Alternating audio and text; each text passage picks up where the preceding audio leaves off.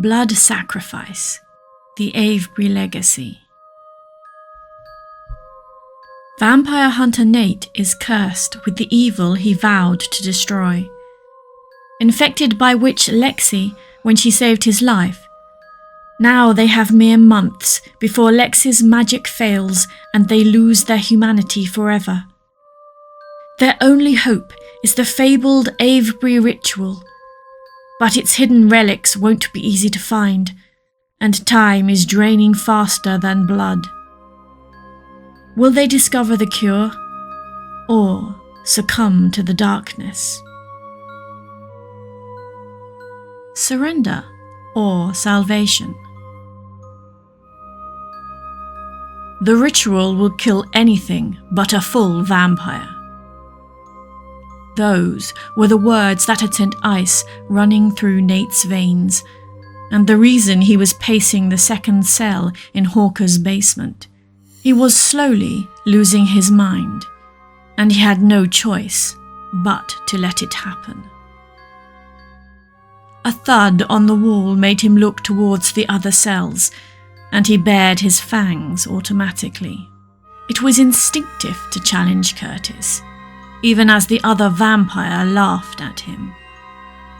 It turned out that the plexiglass walls were soundproof, and they'd only been able to hear Curtis on their previous visit because of microphones, which meant at least he and Lexie didn't have to hear the other vampire, but they did have to see him. With the connection they had forged, Curtis could not force his way into their minds and demand their obedience, but it didn't stop the other vampire from trying, or from taunting them whenever the creature could. "Ignore it," Lexie said, and held out her hand. Nate walked over immediately to where Lexie was sitting and wrapped his fingers around hers. They had stopped the purification rituals 2 days previously, and Nate didn't feel human anymore. He was mostly a vampire, with just a shred of humanity lurking in the depths of his mind. For some reason, known only to the depths of his psyche, he was still wearing the stone necklace. Since he and Lexie had bound themselves together so completely, it hadn't changed. Not until they had stopped the ritual. It was nearly completely black now, with only one thin tendril of red, and it rammed home quite how close to damned he was. It was the need to destroy that was the worst. He wanted to lash out at everything, and he was so hungry. Half the time, blood was all he could think about. The first time Hawker had released animals into their cell, Nate had just stared, taking over an hour to do what had to be done. Only a day later, the 2 rabbits had not lasted more than 5 minutes as he and Lexie fell on them. He had never felt more dangerous or out of control in his life. "When will this be over?" he asked, pulling Lexie to him. "Soon," she said, and wrapped her arms around his waist. It was the not knowing what was coming next which was the worst. The whole experience was a step into the unknown. It wasn't even like the times he had almost lost control in the past. The destructive urges were there, the need to kill, but it wasn't quite the same. When he and Lexie had cemented their bond, they had done something. He was sure of it. It was almost as if they were holding on to each other's humanity, so they couldn't quite spiral all the way into the animalistic mindset. "I need you," he said, sitting down beside Lexie and taking her face in his hands. "One last time before we can't feel this anymore." They were in a clear cell. The cameras could see them, their fellow prisoners could see them, but Nate was beyond caring.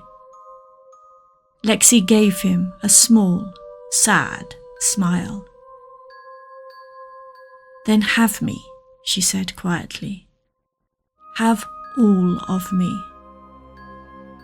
She tipped her head to the side, exposing her neck, and then carefully released the top 3 buttons of her shirt so Nate could see down into its confines.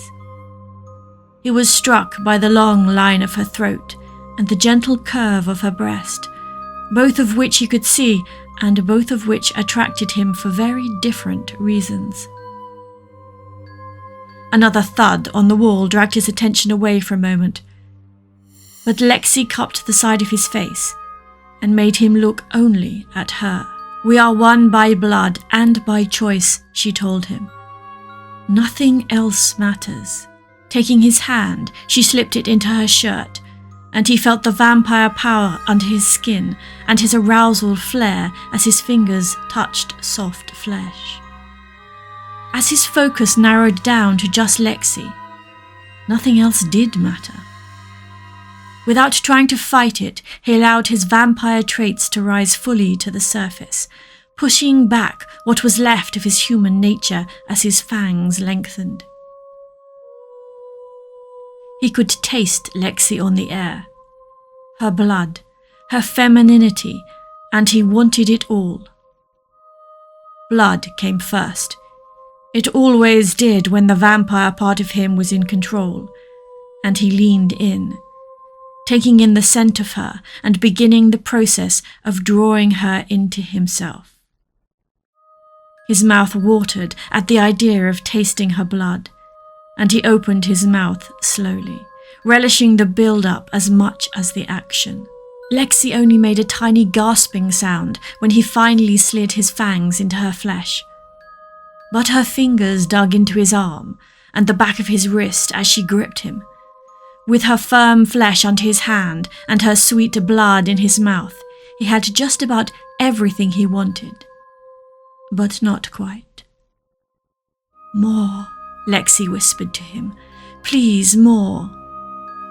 Drawing back, blood still on his lips, he allowed himself a moment just to look. Lexie's eyes were dark red, but they seemed to glow in the low light, and he could see the tips of her fangs between her soft, parted lips. Everything in him screamed mine, and the animal instincts of his darker nature wanted to swamp him and force him into a frenzy of action. But he refused to give in. Drawing back his hand, he made himself carefully open the remaining button of Lexie's shirt, gently pushing it off her shoulders.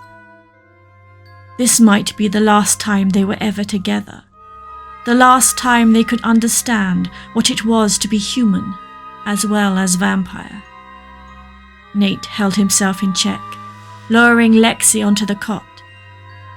If this was to be the end, he was determined that they would make love and not simply rut like 2 animals.